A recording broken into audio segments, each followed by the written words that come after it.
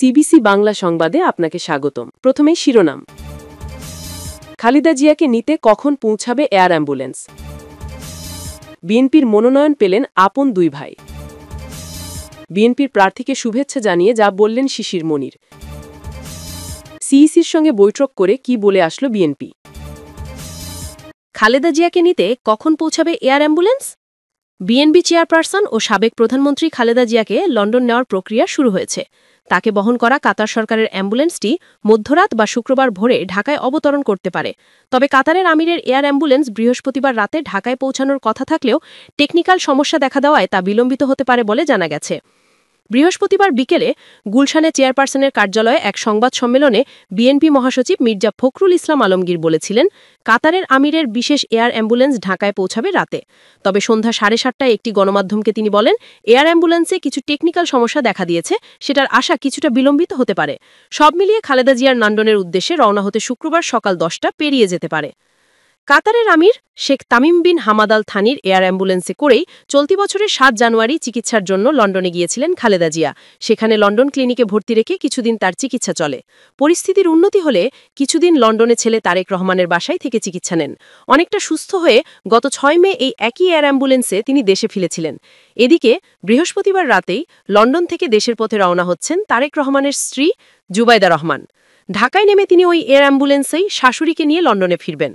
BNP media সেলের সদস্য Atikur Rahman Roman বলেন, ভাবি লন্ডন সময় সন্ধ্যা 6টায় অর্থাৎ বাংলাদেশ সময় বৃহস্পতিবার রাত 12টায় বাংলাদেশ বিমানে রওনা হবেন। ওই ফ্লাইট শুক্রবার সকাল 9:30টায় ঢাকায় পৌঁছানোর কথা রয়েছে। আবার কাতারের এয়ার অ্যাম্বুলেন্সে ম্যাডামকে নিয়ে তিনি লন্ডন ফিরে যাবেন। সেক্ষেত্রে খালেদা জিয়াকে নিয়ে এয়ার অ্যাম্বুলেন্সের রওনা হতে হতে শুক্রবার সকালে কয়েক ঘণ্টা গড়িয়ে যাবে। খালেদা জিয়ার সঙ্গে চিকিৎসক সহ মোট 14 জন সফরসঙ্গী লন্ডনে যাবেন।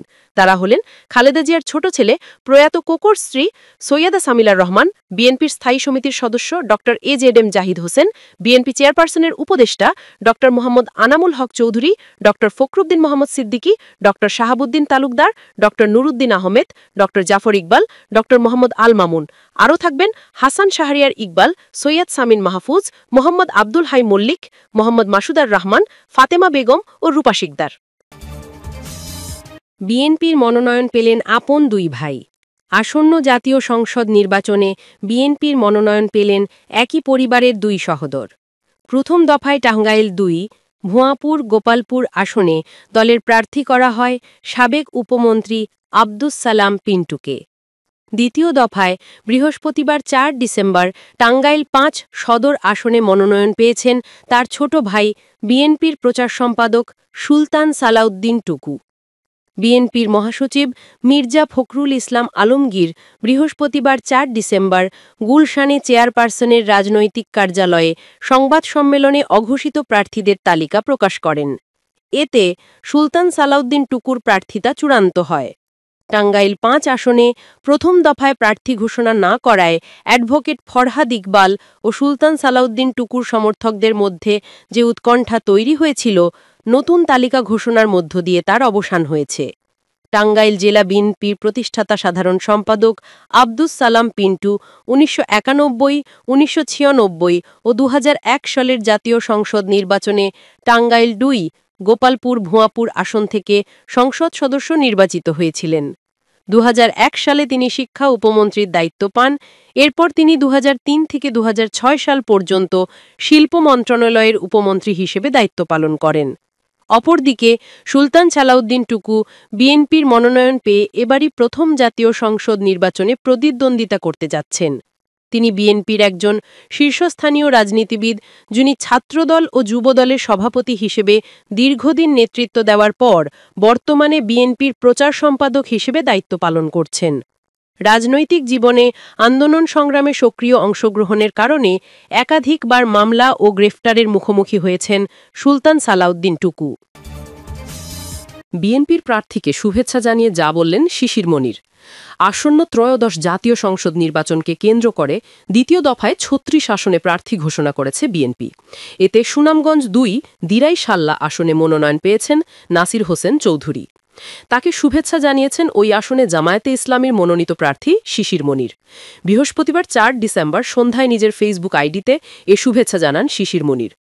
শিশির মনির লেখেন, অভিনন্দন নাসির হোসেন চৌধুরী সংসদ সদস্য পদপ্রার্থী বিএনপি সুনামগঞ্জ ২ দিরাইশাল্লা। জানা গেছে নাসির হোসেন চৌধুরী ১৯৯৬ সালে সুরঞ্জিত সেনগুপ্তকে পরাজিত করে সংসদ সদস্য নির্বাচিত হন।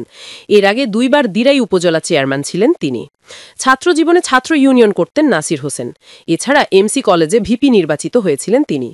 এছাড়া আইয়ুব খানের বিরুদ্ধে জুতা ছুঁড়ে মারার অভিযোগও রয়েছে তার বিরুদ্ধে। এর আগে বিকালে গুলশানে বিএনপি চেয়ারপারসনের কার্যালয়ে ৩৬ আসনে মনোনয়ন পাওয়াদের নাম ঘোষণা করেন দলের মহাসচিব মির্জা ফখরুল ইসলাম আলমগীর।